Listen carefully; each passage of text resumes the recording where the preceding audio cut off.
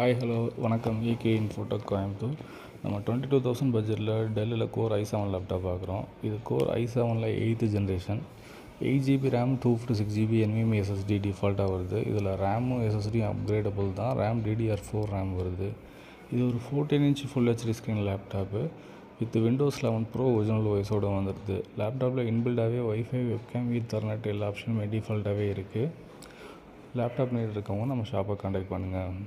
மோர் detail டிஸ்கிரிப்ஷனில் கொடுத்துருக்கேன். மோர் அப்டேட்ஸ்க்கு நம்ம பேஜை மறக்காமல் ஃபாலோ பண்ணிக்கோங்க. தேங்க்யூ.